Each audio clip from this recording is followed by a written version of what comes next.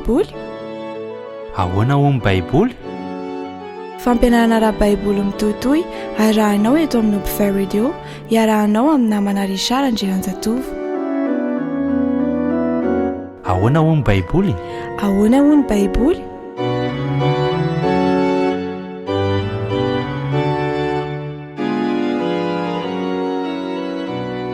Ampifaliana tanteraka no ionako aminao androany dia manonona ny fiadanan'i Jesosy Kristy ho aminao sy ny ankonanao ny tenako. Ny namanao Richard Andrianjatovo no manoloananao amin'izao fotoana izao. Ahoana hoy ny baiboly? Androany sika dia hijery tantara sasantsasany mahakasika ny baiboly io, kanefa amelon'izay andao aloha isika hivavaka.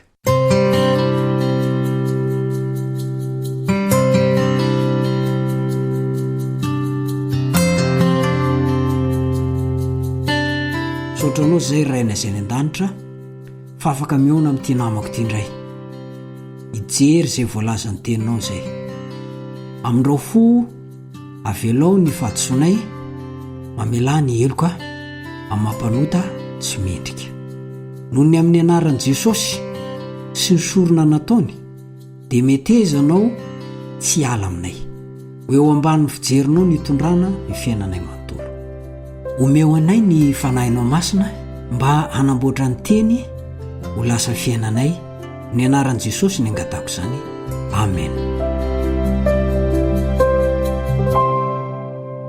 Androany sika dia hijery tantara sasantsasany mahakasika amin'ny baiboly.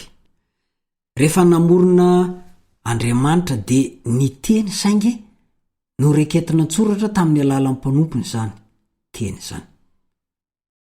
Navelan'Andriamanitra ho lasa tany Egipta Mosesy mba hahay manoratra. Izao ny voalazan'ny asan'ny apôstôly toko 7, asan'ny apôstôly toko 7 ny 2:20. Ary Mosesy nampianarina ny fahendrena rehetra nananan'ny Egiptianina ary nahery tamin'ny teniny sy ny asany izy. Nanome baiko Andriamanitra mba handroatana ny teniny araka ny voalazan'ny Isaia toko 4:20 izany. Isaia toko 4:20. Hoy Jehova tamiko: mangala fafana lehibe ka soraty aminy araka ny fanoratry ny olona hoe ho an'ny Mahera Salala Hasibaza. Miverimberina ny teny hoe izao ny lazain'i Jehova ao anatin'io baiboly io. Hoy Jehova, teny marin'i Jehova, tonga tamiko ny tenin'i Jehova. Izany rehetrarehetra izany dia hitantsika ao anatin'io baiboly io. Andaony isika hijery izay voalazan'ny Jeremia toko 9:30, ny 2 sy ny 9. Maka horonana taratasy ianao ka soraty amin'izany teny rehetra izany izay nolazaiko taminao ny amin'ny Israely sy ny Joda ary ny firenena rehetra hatramin'ny andro nilazako taminao dia hatramin'ny andron'ny Josia ka mandraka androany. Ary ny 9 dia hoy izy hoe, ary Baroka zanaky Neria dia nanao araka izay rehetra nandidiny Jeremia mpaminany ka namaky ny tenin'i Jehova tamin'ny taratasy teo an-tranon'i Jehova. Efa nisy fanoratana zany tamin'izany fotoana izany. Mahatratra any amin'ny 520 any izany ilay teny hoe izao ny lazain'i Jehova. Hoy Jehova, teny marin'i Jehova, tonga tamiko ny tenin'i Jehova. Ary eo amin'ny bokin'ny Malakia dia efa mahatratra 420 izany. Lazaina fa bokin'i Jehova aza izy ao amin'ny Isaia toko 4:30 ny 9:20. Ireo no manam-pirofo fa tenin'Andriamanitra no reketina an-tsoratra amin'ny baiboly. Izay no ao amin'ny testamenta taloha. Fa raha hijery sika ny voalazan'ny testamenta vaovao dia antsoina hoe teny tsara n'Andriamanitra izy araka ny Hebreo toko 9 ny 9:5. Hebreo toko 9 ny 9:5. ary amin'ny Hebreo 4:12 izy de milaza an'izay ihany koa. Filazantsara an'Andriamanitra ihany koa araka ny voalazan'ny Romanina 1:1. Io tenin'Andriamanitra io zany, io Baiboly io zany de lazaina fa filazantsara an'Andriamanitra. Romanina 1:1. Ny teny Hebreo moa no nanoratana ny testamenta taloha. Ary ny teny Grika kosa no nanoratana ny testamenta vaovao. Ny vanim-potoana nanoratana azy kosa de toy izao. Ny testamenta taloha de teo anelanelan'ny taona 700 talohan'i Kristy ka hatreo amin'ny 500 taona tsy hahatongavan'i Jesosy. Ary ny testamenta vaovao kosa de teo anelanelan'ny taona 70 hatramin'ny taona 100 amin'izao androntsika izao. Tsara ho marina fa mpanoratra 70 samihafa no niaina tamin'ny toerana sy saranga samihafa. Ireo no nampiasain'i Jehova ampita ny hafa ny mandritra ny 600 taona. Nefa mahagaga fa tsy nisy fifanoheran-kevitra amin'ny voalaza na ny voasoratra tamin'izany. 600 taona ve? Tany aloha tany de 600 taona aty aoriana aty tsy efivadika ny hevitra. Mahagaga zany.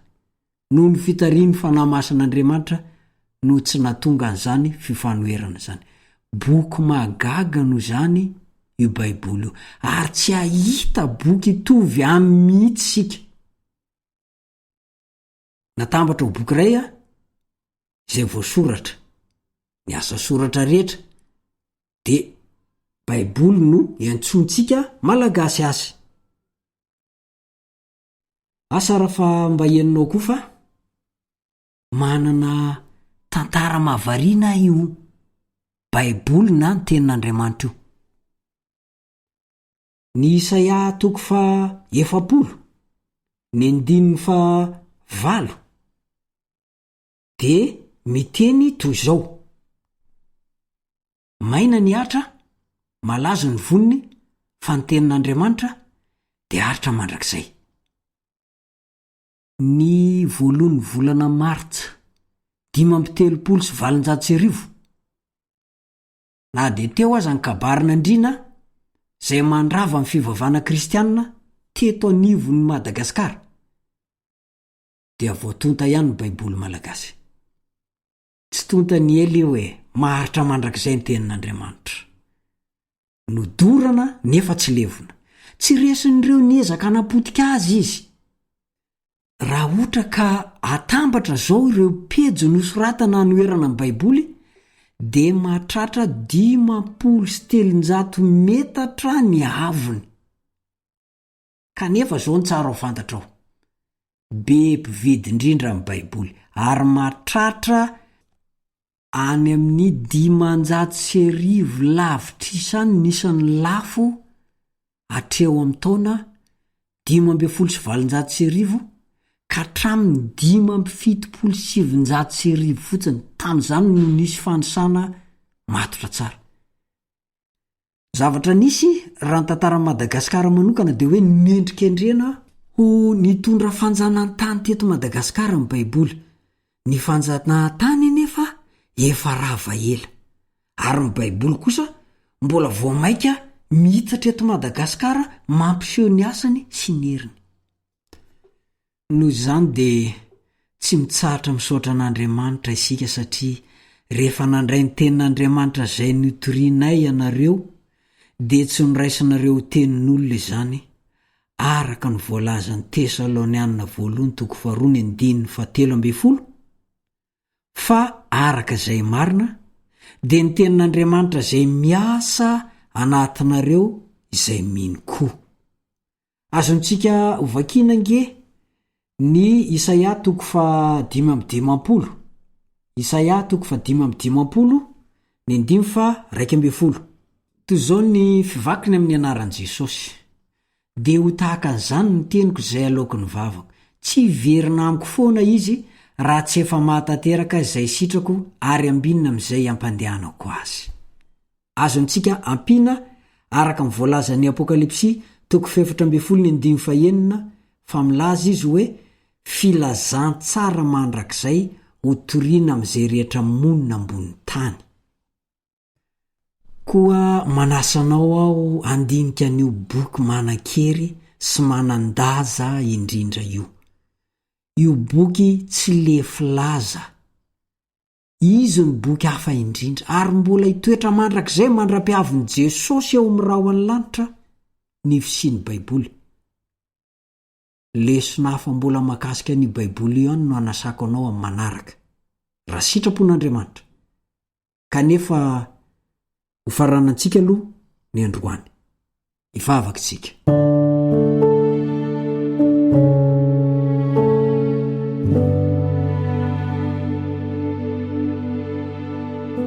Rainay izay ny an-danitro, sotranao izay. Fa nampafantarinao anay fa tena tsy misy boky tahaka n'io Baiboly io.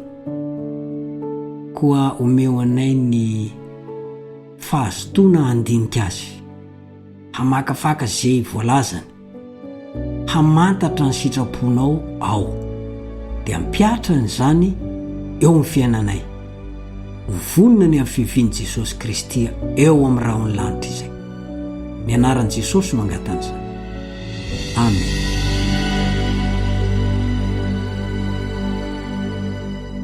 Mametraka ny veloma mandrapitafa, mandra-peona aminao indray ny namanao Risara Andrenjatovo. Veloma tompoko.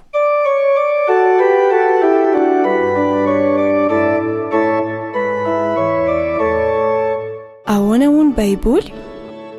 Ahoana hono Baiboly? Fampianarana ara-Baiboly mitohitohy arahanao eto amin'ny Upfare Radio, iarahanao amin'ny namana Risara Andrenjatovo. Ahoana hono Baiboly? Ahoana hono Baiboly?